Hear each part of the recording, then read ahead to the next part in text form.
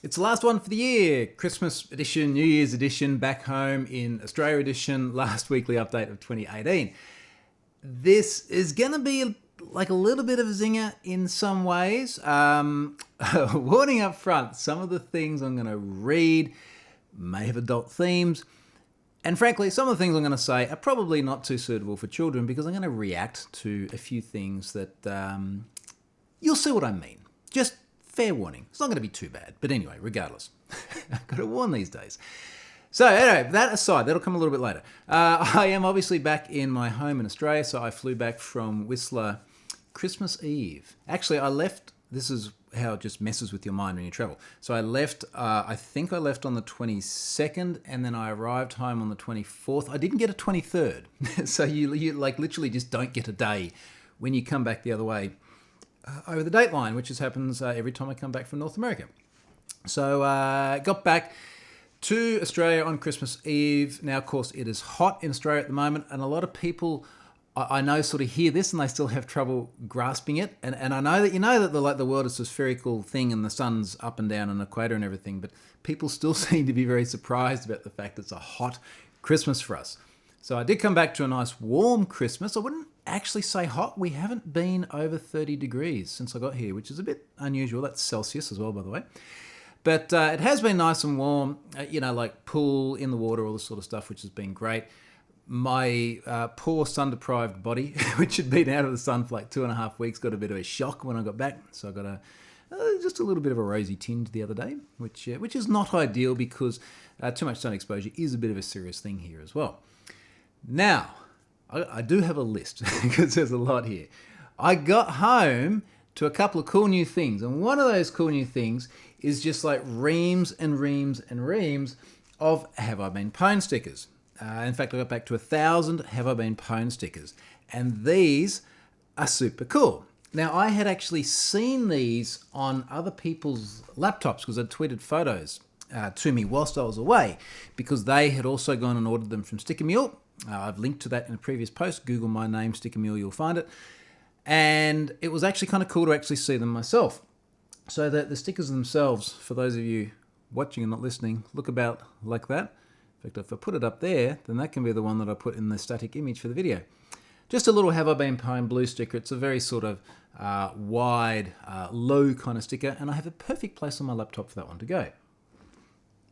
Now, I will be carrying those with me on my travels and handing them out as I go. For everyone else, if you want them again, find that blog post where you can download the template from GitHub, whack them in the Sticker Mule, they will send you your own. And if you do that and you can give them to other people, like at user groups or conferences and things, that would be enormously appreciative. Appreciated.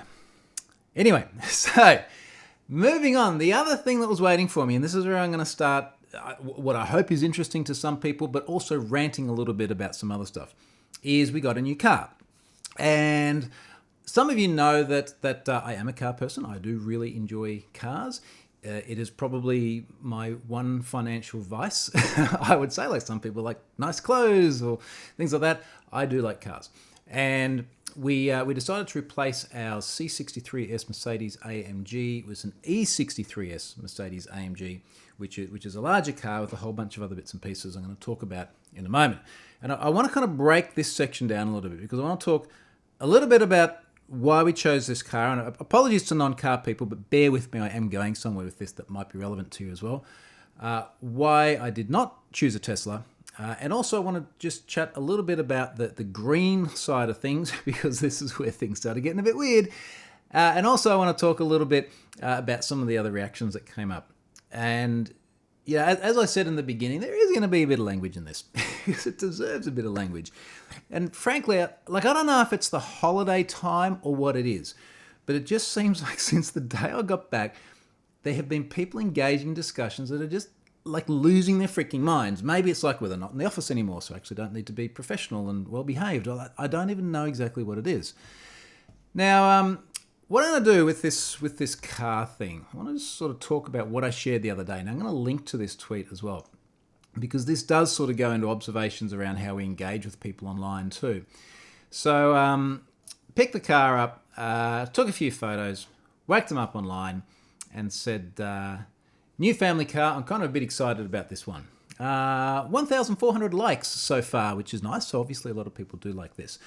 Now, we chose the E63. It's a bigger car. It's got a bit more room. It is a twin-turbo V8, which is the same as effectively most of the Mercedes V8s these days. Certainly the AMG V8s, they're using the same base engine across a whole raft of different cars, everything from the C-Class we had before through to the GLCs and GLEs and the bigger cars, all the way through to things like the Mercedes AMG GTs, the two-door fancy ones. And then they change internals and turbos and things like this. So the E63 has got revised internals, larger turbos. It's 450 kilowatts, 850 newton meters, which is very, very good in any sort of reasonable definition of the power and torque outputs of a combustion engine. One of the really sweet things about it is it's all-wheel drive as well. And the C63, don't get me wrong, it was hilarious fun, but being able to put power down, even in the dry, was not its strong point. Once it got wet, it just frankly sort of erred on the side of being a little bit too hairy. So the great thing about this is having all-wheel drive, you do manage to get power down to the road, which is not just safer, but it makes the car a lot nicer to handle. It also makes it a lot quicker too. So we got that. We've got it in this really neat sort of matte grey colour, which I think looks sensational. We actually ordered it sight unseen. So when we finally picked it up on Christmas Eve and I saw it in the flesh, I was like, wow, this is super cool. And then you see it in the sunlight and it all changes colours and things. I guess where I'm going with this is that this thing is giving us a lot of pleasure. I want to say ask my wife as well. My wife is a car person too. She loves cars. And we really, really enjoy having time with this vehicle, as we have many others before, at all sorts of different levels of price range. So we picked the Mercedes over other competitors for a number of reasons. So other competitors would be, say, the BMW M5. Aesthetically, for me, it just has not been pleasing since Chris Bangle back in early 2000s did that weird 7 Series boot, and then everything just went downhill from there. The interiors haven't done a lot for me. And I used to love BMWs too. Never owned one, but I loved things like that E46 M3, the one that sort of started the really sculpty, curvy mirrors. They were a fantastic car, great reviews. Would have been a beautiful thing to have. But I just kind of feel like, to my eye, it just hasn't done it. Audi RS6 as well, you could have got that. Could have got that in an estate. We decided to get in a sedan. It's a good-looking car. Audi's got sensational interiors, but every single review I read that put that against the Mercedes just said, look, the Mercedes is such a better driver's car. And this is going to sort of set a bit of a scene when I talk about the Tesla things as well, because, you know, one of the things for me buying cars is I want something that I love to drive, that performs like a high-performance car should, that I feel is going to be at the top of the range of the top of the competitive tree that I buy it from. And I think if I had got an RS6, every time I saw one of these, I would have kind of lamented the decision a little bit. As part of that drivability as well, it's all-wheel drive, but it can disengage the front diff, and it can go into full rear-wheel drive mode, into drift mode, which is really a track-only thing, and it may get a little bit of that time as well. Certainly, tracks have been a really, really big part of my past, so it may well see that. But again, it's kind of recognizing those driver-focused things that people who drive performance cars actually like. So the Audi really wasn't an option either. I just wasn't excited enough by it. And then there's not really a lot of other options unless you sort of go very sideways into like a Porsche Cayenne, and that's a four-wheel drive is in a big, raised all-wheel drive kind of car. And I just have no interest in that. I'm not an off-roading person, and I don't think most people who buy Porsche Cayennes or Range Rovers or anything like that actually are. So this was like just the absolute perfect car for us. I'm absolutely loving driving this thing. One of the things that to me is like the killer feature of this is the noise. And it just, like all these AMG engines, even the previous ones that were 6.2 litres and they weren't turbocharged, sounded sensational. These sound beautiful as well. I'm going to play like a tiny clip here. I'm going to drop it into the video in this little clip. Now, there will be some of you who hear this and you say, wow, that is awesome and I love this and it's beautiful. And then there are some of you that hate it and think that I'm killing dinosaurs. And I'm going to come back to that. But let me play the clip just for a moment and then I'll jump back into the video.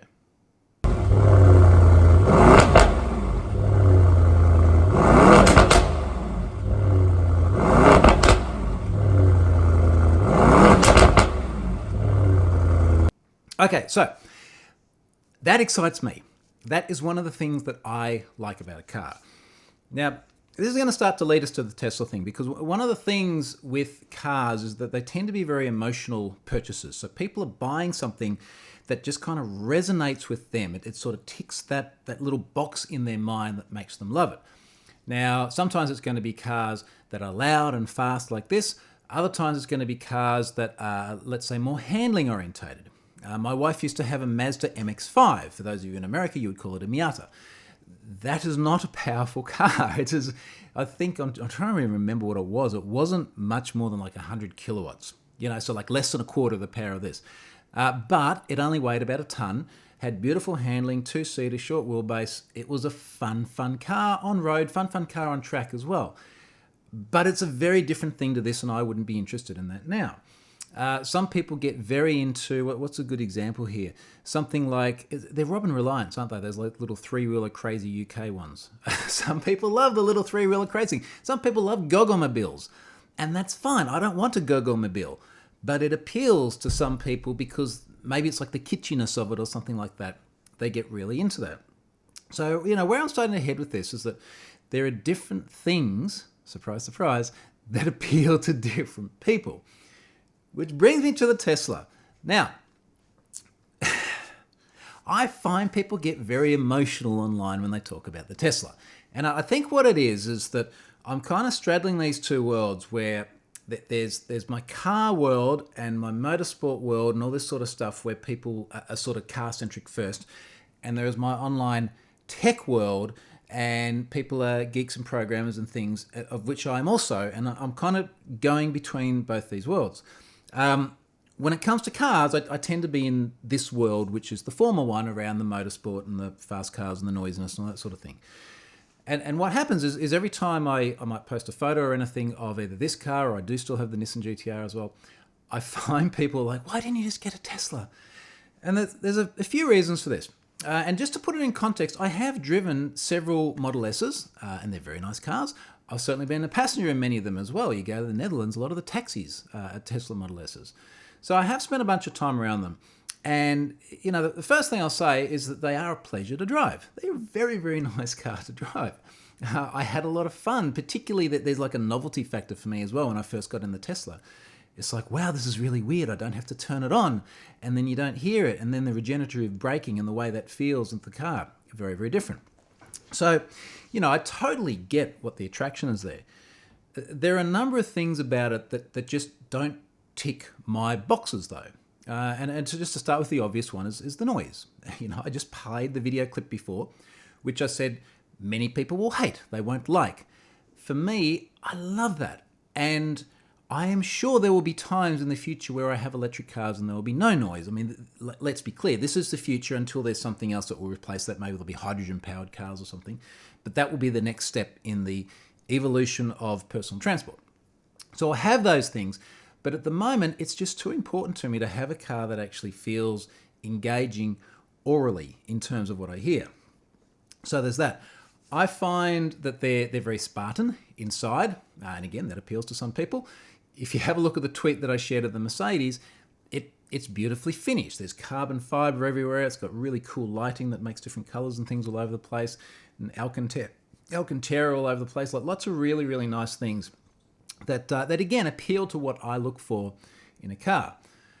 I did find with the Tesla that particularly handling wise, like once you get well over 2 tons, you do feel that. Like all the physics and all the sort of low center of gravity with batteries down the bottom, etc. in the world can't sort of overcome the physics of inertia and things like this. So certainly that suffers. If you do ever look at people taking Teslas to the track, there are really extensive reviews of people saying, look, I took it, it was fun for a lap, and then it went into limp mode. Now, in fairness as well, a lot of normal everyday cars, you're only going to get a few laps out of before brakes go up in smoke anyway, because they're just not designed for this. This is why we always had aftermarket brake pads and things like that. Different story. But they're not designed to do that. And yes, I know that some people have taken Model 3s to the track and stripped them out, and there's track-centric versions and things like this. But for the most part, the car is not designed to do that. It's to whisk you around in silence and comfort and all the rest of it. So, I guess where I'm getting to in this is that there are different things that appeal to me. I had a chat to a mate of mine recently who is into Ferraris. He really, really likes Ferraris. And I had gone to a Ferrari dealership opening over here. And I sort of said, look, very nice and everything, but I really like the McLaren. To me, the McLaren is the thing that just, blows my mind. 720S, for the people that are interested. Like that to me is what I would love. And he sort of made the point, he said, well, they're soulless. So, well, what do you mean soulless? It's like 720 horsepower in a 1,300 odd kilo supercar with doors that go like that is awesome. How can it be soulless? But his personal perspective of it was he sort of associated soul to something else. Now, I wanted to mention soul because as part of this online discussion that I was having, a mate of mine, Jeremiah Gosney, chimed in on it. Now, Jeremiah is a big car guy as well. He really enjoys his cars. And I know he's had things like Audis and Mercedes, etc. before, which are internal combustion engine cars. And they're noisy and fast and all the rest of it. And he made a comment here, which is where we start getting into some of the bits that aren't suitable for the kids in the car. Jeremiah said, driving an electric car is like ejaculating without orgasming. I don't care how much torque the P100D has, it's a hollow, soulless, unfulfilling experience. Told you. I told you there was going to be like some adult-related content. Now, to me, like that resonates to me. And the times I've been in the Tesla and I've gone, all right, like let's just do 0 to 100 runs for fun. It's kind of like, wow, that was really exciting, but it's a little bit like being on a roller coaster. It's like, yeah, this is really exciting, but I just didn't feel involved in it. The other thing is, and this is what a lot of people really focus on. They go, well, you got this Mercedes. It does 0 to 100 in 3.4 seconds. The Tesla only does it in like a high 2 something. You just don't do this day in and day out. And this and GTR off the shelf is a high 2, and then mine's modified as well. I tell you what, like this thing moves from 0 to 100 kilometers an hour or for a quarter mile. And you just simply don't do that. I've literally launched it hard only a few times. This is not the way we normally drive around. I think what happens is people get very, very, very focused on raw numbers. Maybe it's the geeks within us, because this is what we do, right? Like we look at numbers, we see things in very, very binary fashions. But it's about so much more than that. And just as Jeremiah and myself, for that matter, don't sort of feel the soul and the engagement in the Tesla, this mate of mine didn't feel the soul in the McLaren, and for him it had to be a Ferrari. Okay, that's fine. Now this is going to lead us to the more contentious bit, because just to wrap up on that bit, I have no problem with people being passionate about any of their cars. What I do start to have a problem with is when people start getting critical about your choice and calling you all sorts of unpleasant things, which leads me to the greenie discussion. So, there were several people. Now, again, like out of the 1,400 odd likes of the tweet, there were literally like a single-hand number of people that got very upset about the dolphins or the environment or whatever else it may be. And they kind of say, yeah, how can you be so irresponsible buying a polluting car? You should go and get, I think inevitably they were saying a Tesla as well, but I assume maybe a Prius, or Prius if you say it that way, or some other EV kind of car.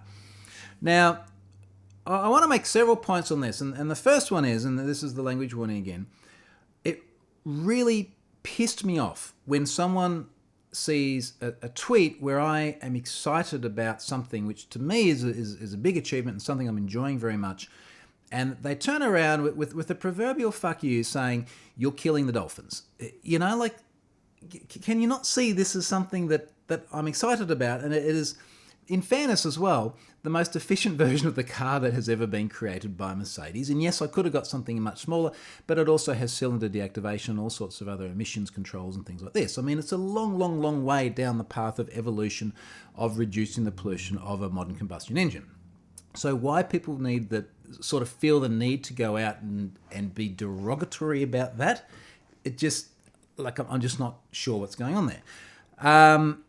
The other thing is that it is very different in Australia to other parts of the world. Not just because we're in summer now, but there are many things that make it quite different as it relates to EVs. Now, there are very, very few EVs in Australia.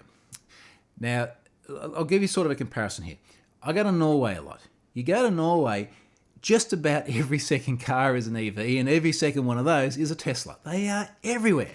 And I think, someone will correct me if I'm wrong here, but I think Norway has the greatest saturation of Teslas per population, per head, anywhere in the world.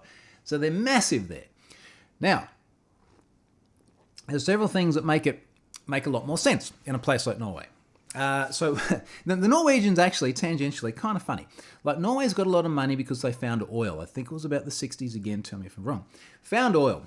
They're pumping all this oil out of the sea. They've become very, very rich out of it. But then they've gone, we really don't want people driving internal combustion engines because they pollute. Let's sell the oil to other countries, and we're going to provide massive financial incentives for people to drive EVs.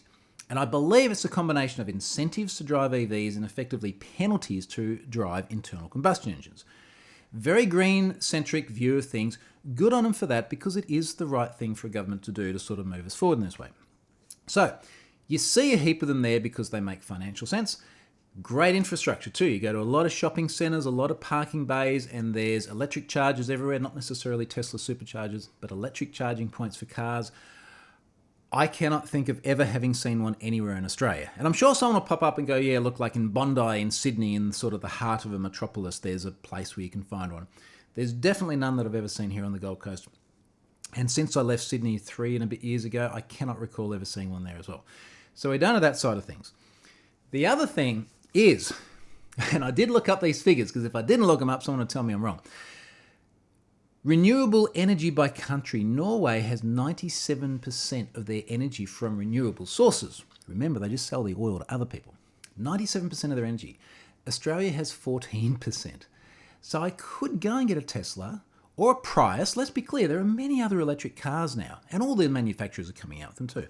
I could go and get an EV, and I'd come home and then I'd plug it in, and the power would come down the tube from the coal, which had fired up the power plant. Now, this is not to say that it isn't still more fuel efficient or more environmentally friendly than going and buying a twin-turbo V8. My point is, it's not quite as simple as saying, look, you're just going to go and buy this car and, oh, it's all renewable energy and everything's fine. That's just simply not how it works. Very coincidentally, like literally 5 minutes before recording this video, I picked up this edition of the Wheels magazine from my letterbox. It arrived just in time.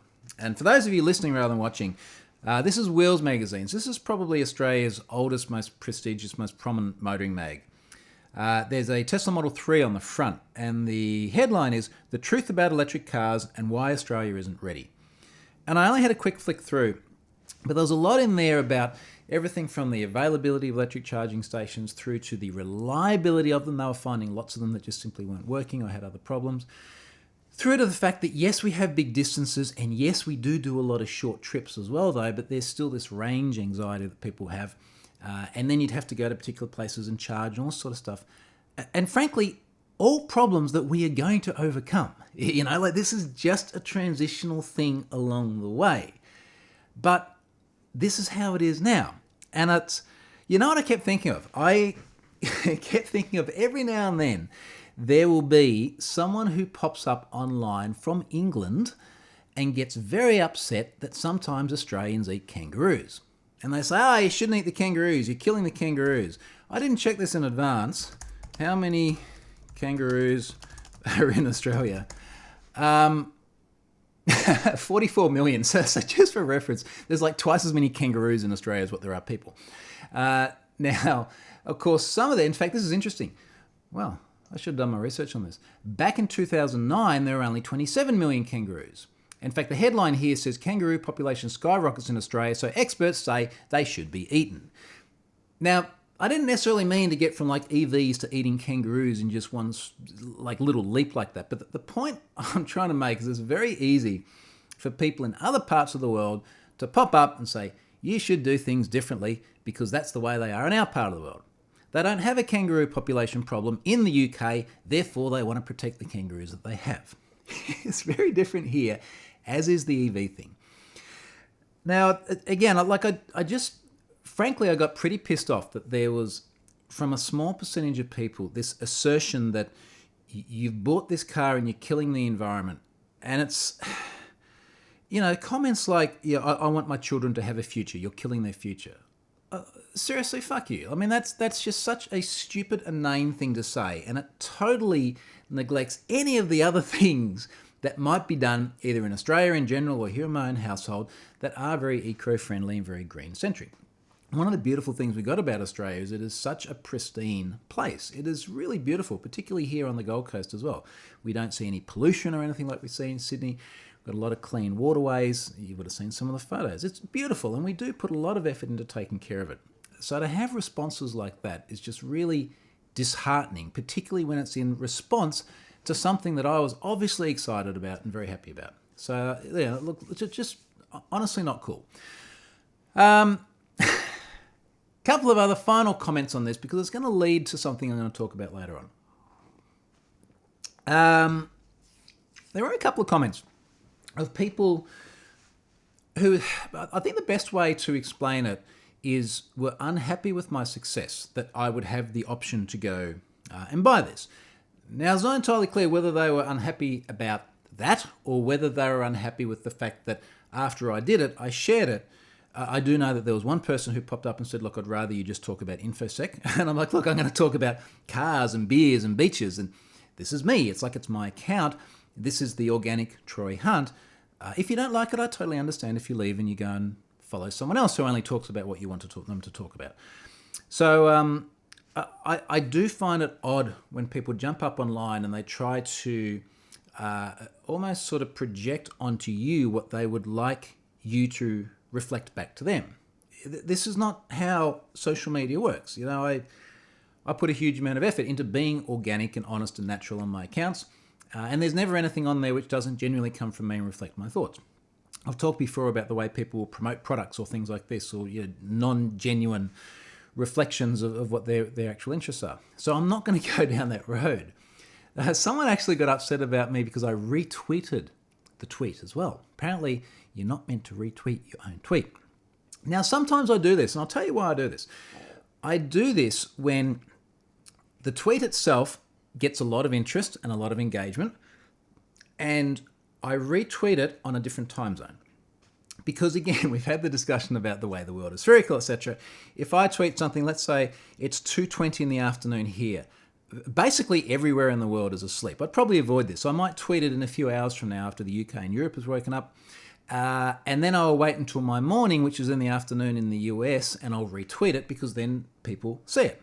And if I've tweeted something and lots of people are engaging with it, and for the vast majority of them actually liking it, then I'm going to retweet it because people like it. So I don't understand why that's a problem. Anyway, so there was that bit. Now, let's go on to something else. I'm going to just remember the point here about people being unhappy about seeing success or a display of success, because I'm going to come back to that. There was another blow up this morning. Actually, you know what? I will touch on this other one. There's one I was going to skip here, but I don't want to skip it because, frankly, this was annoying as well. And it segues from Tesla well. There's this video that's gone really viral where there's a couple of guys sitting in a car in a service station, and there's someone in front of them in a Tesla. And they're trying to put gas into the Tesla. Now, I defy anyone with a sense of humour not to see that and laugh and go, this is kind of hilarious, trying to put gas in a Tesla, given all the discussions we've just had about the fact that Tesla by design are meant to be green and all the rest, or, by design do hopefully take green energy, only if you're in Norway, or at least if you're not in Australia. So this is a hilarious video, and I've seen it shared multiple times all over the place in different forums and channels and reproduced and all the sorts of things that happens to a viral video. I shared this one, and I shared the video, linked to YouTube, and my comment here was, it's the laughter of the two guys that makes this work so well, because the guys in the car in the service station are just absolutely pissing themselves laughing at this person trying to put gas in their car. And when you hear other people laughing at something, somehow it just becomes even funnier. And these guys are like hysterically laughing. Eventually, one of them gets out and they go up to the person and they help them out. And you can't hear the audio because they're outside the car in the service station. But they're obviously explaining, look, you've actually bought an electric vehicle. You don't put gas in it. You've got to go home, plug it into the power point, or find a supercharger somewhere. Someone, just realised this ties into the last comment about what I tweet. Someone tweeted me and said, I don't follow for your misogyny. I think she meant I don't follow you for your misogyny. And in I guess something I knew but hadn't thought about is that the person filling the car or attempting to fill the car with gas was a woman. And up until that point, I was like, hey, isn't it funny? Someone's trying to put petrol in their Tesla. And then suddenly, somehow, this is... like, I'm kind of lost on that.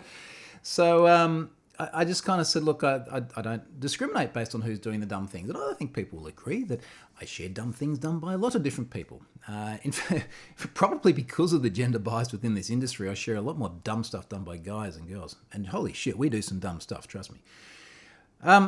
It just kind of bugged me because I'm very conscious in this industry at the moment about inclusiveness and about trying to make sure that we don't sort of personify stereotypes in a negative way and things like this. But it's really hard when at the same time there are just normal people doing normal things and somehow someone expects you to try and sort of filter that down based on their gender or possibly their ethnicity or something else like that. So I just found that an extremely weird comment, and it is one I've seen several times, and I would really love to actually try and write something sensible about this one day, but honestly, it scares the shit out of me even talking about some of this stuff because it can so easily just spiral out of control. So look, hopefully this was just a case of a person having a bad day and, wanting to proverbially kick the dog. Certainly I didn't mean to intend to imply that because it was a woman filling the car, it was funnier. Frankly, whoever it was, I think it was funny. And the funniest thing of all of it was the laugh from the other guys. Now, because I'm not done with people getting angry at me, holy shit. I don't know, is it a Christmas thing? Maybe everyone's just drunk. Maybe that's it. I wake up to a Twitter thread this morning, and we're going to divide this into two parts. We'll talk about the sort of simple mechanics and the technology of it, and then we'll talk about emotional reactions and things. But effectively, the Twitter thread boiled down to someone with a website that didn't have HTTPS, some people saying, look, you actually really need HTTPS on it, and the owner of this website being somewhat defendant of not having HTTPS. And basically, and I will link to the part of the tweet thread and you can sort of make your own mind up about it. And basically, it seemed that his position was, I don't want HTTPS because Google.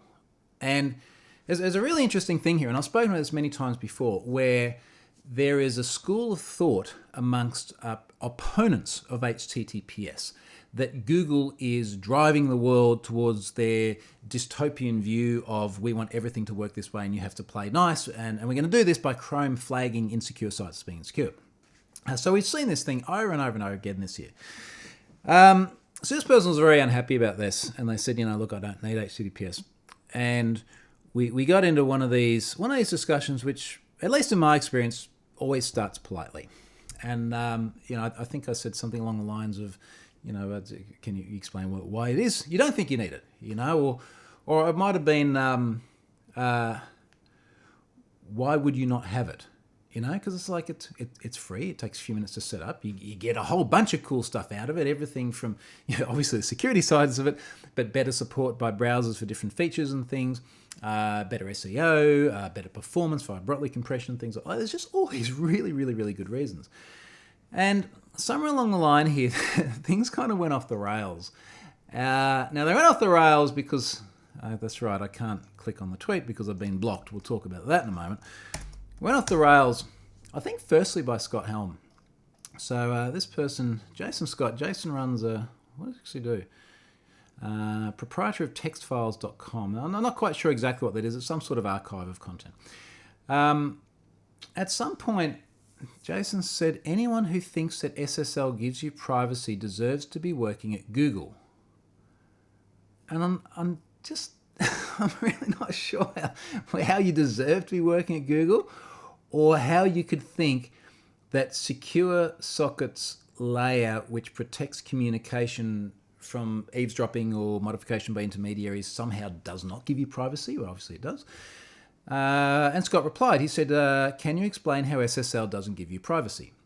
Now, I want to sort of focus on this for a moment because just watch the way these conversations unfold. And again, I've seen it over and over again, not just with this bloke, but with other people in the past. Dave Weiner is a very famous person for such engagements as well. And the discussion basically ended up going the same way with me as well.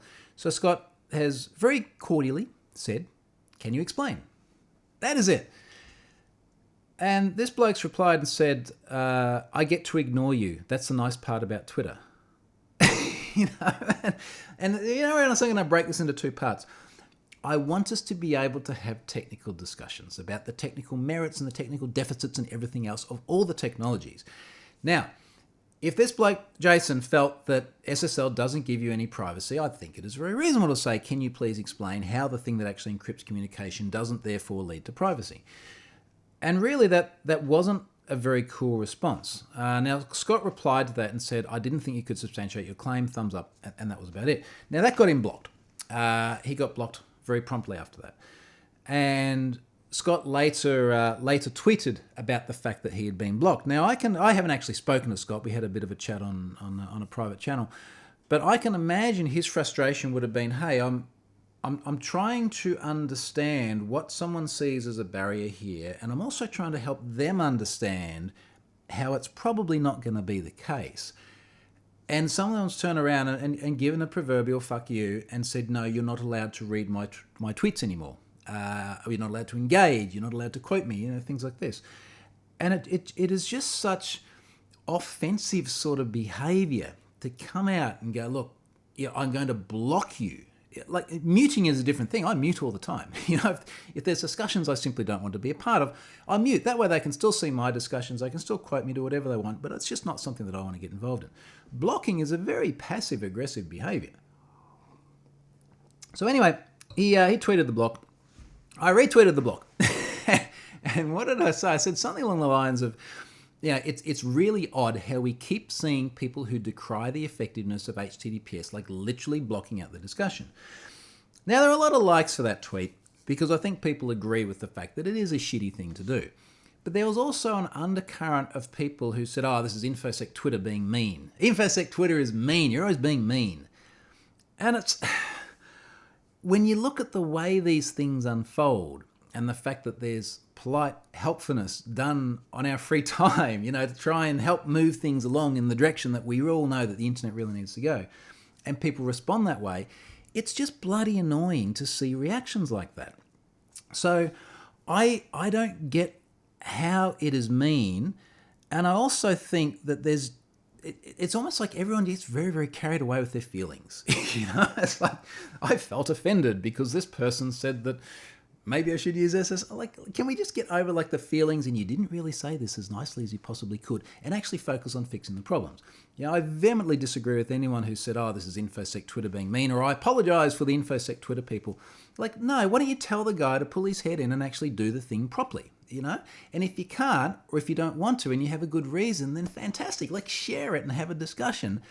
Don't just block everyone out. This doesn't move us forward at all.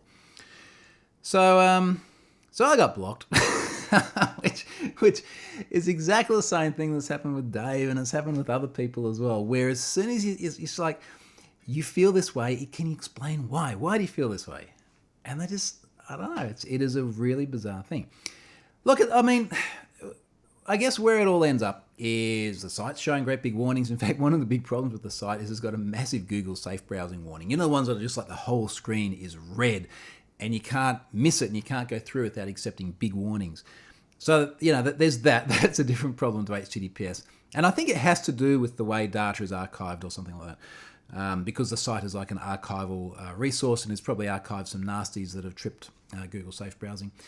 Incidentally, I'm sure Scott has very good contacts at Google. If Jason would actually like to get in touch with Scott and say, hey, can you help me sort this thing out? Because there's probably a very good reason why he has things on there that might trip Safe Browsing. So it's just, why do people have to be that way online? I've said this so many times before where it's almost like I feel like sometimes I'm talking to my kids.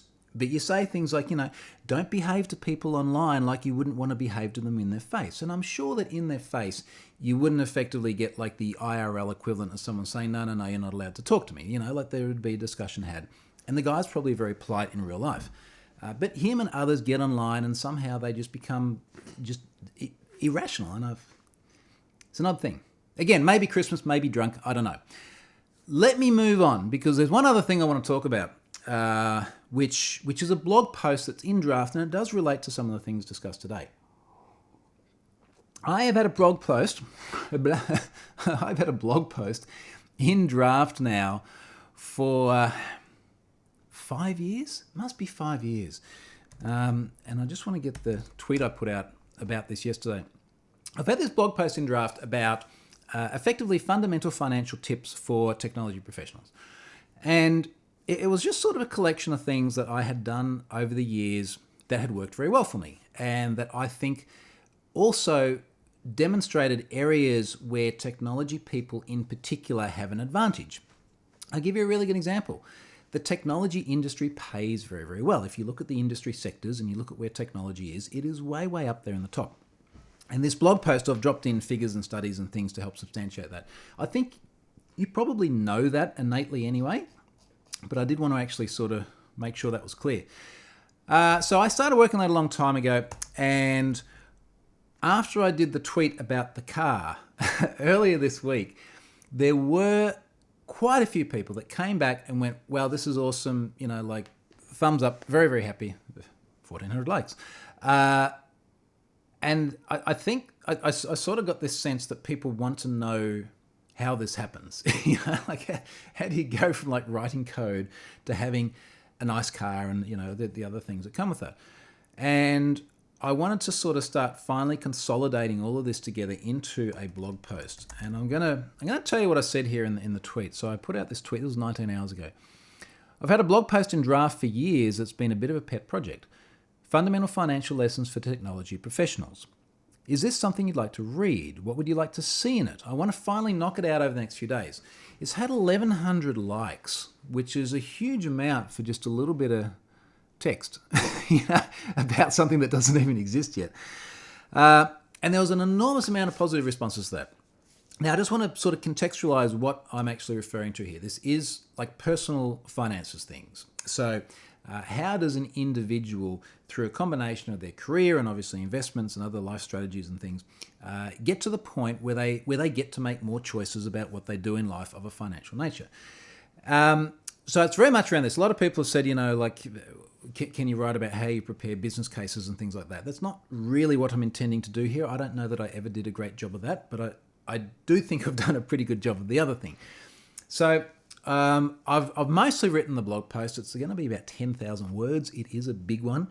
If there are things that you're really interested in about how individuals, regardless of sort of their age or the point of their career or things like that, can sort of focus on financial literacy, is probably the right way to put this, about how they can sort of turn what they do into something bigger in the future. Let me know what you'd like to see. I have had some very good suggestions. It has helped shape the way this blog post is going. I want to get it out on Monday, which will be New Year's Eve, because I'd like to have it available before New Year's Day, when people tend to be very reflective about their futures and where they want to go and the things they want to do. So I really hope to finish that over the next couple of days. I'm going to keep dropping stuff into it. It is, like I said, a pet project, a bit of a labour of love. There's a lot of stuff I share in there that people won't know about me, and certainly about the things that I've done in the past to be where I am today. So it is a bit of a combination of like a personal journey and trying to share information that I hope will be useful to other people, and at the very least, at least getting them thinking about it. We'll see what I say in next week's update. I think it'll get a lot of traction. I think it will be very popular. I think I will also get a bunch of shit back from people who replied to the things like the car, and then they'll be unhappy because I've been successful or something like that. I don't know.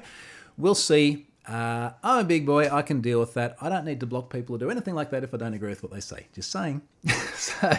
So look, let's see how that goes. If you have ideas about what you think should be in there or what you'd like to know, again, it is very much people in the technology industry, personal financial literacy. Please let me know. A bunch of people have said things like, they don't understand in the US 401k, which we would call superannuation here, and different things in other parts of the world. Basic stuff like that, which is actually really, really essential, as painful and boring as it can be. But it is very, very important stuff. So that'll be really interesting to talk about next week, because I'll have lots of feedback from people to be able to discuss as well. So there are all the things I had on my plate Actually, no, there was a data breach. I forgot about that. A data breach of a service called Gold Silver. I think it was about 243,000 records in total. I actually loaded it in while I was in Canada. I mentioned last week there was one I was going to make live, and I just ran out of time. Eventually made it live yesterday. A whole bunch of data about people that signed up to, I believe, trade gold bullions, as well as signing up for newsletters and things. Just another day in data breach land. Usual sort of stuff, database dumped. A little bit different in that this one had the entire web application dumped as well. So unfortunately, all of their source code is out there too. And by out there, it is sitting on a Tor hidden service, publicly accessible to anyone.